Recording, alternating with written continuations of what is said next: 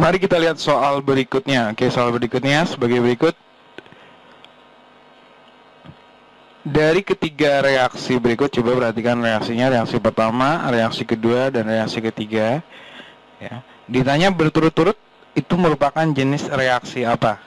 Oke, sebelum menjawab, perhatikan dulu ya.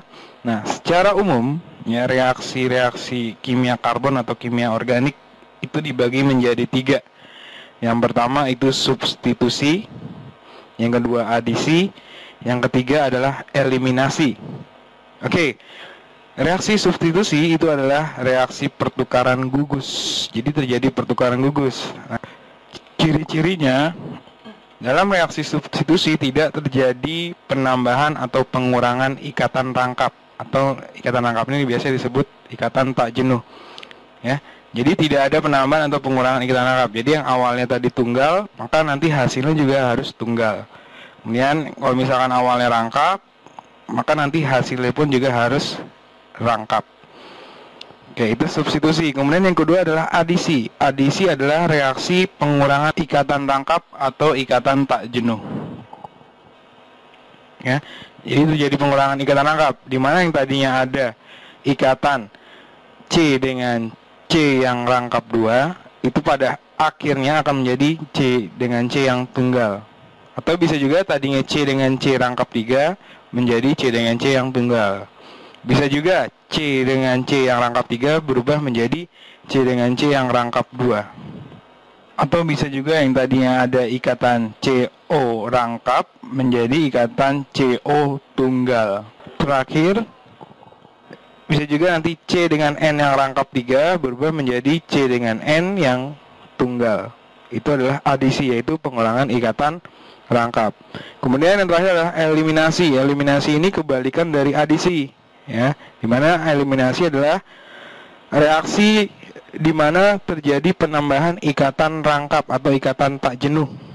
Ya, jadi misalkan awalnya ada C dengan C tunggal berubah menjadi C dengan C yang rangkap 2.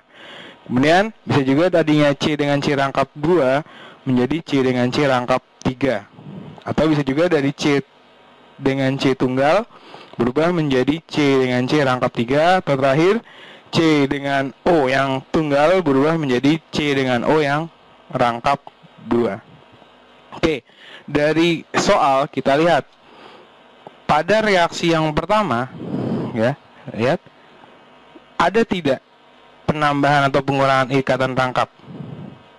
Coba perhatikan, ternyata tidak, ya. Maka dipastikan reaksi pertama itu merupakan reaksi substitusi, ya, di mana terjadi pertukaran gugus antara Br dengan C2H5O. Ya, maka reaksi pertama adalah reaksi substitusi. Kemudian reaksi yang kedua. Perhatikan, ternyata pada reaksi kedua terjadi penambahan ikatan rangkap. Lihat awalnya, ya, terdapat ikatan C dengan C tunggal, tapi pada akhirnya atau hasil akhirnya itu terdapat ikatan C dengan C yang rangkap.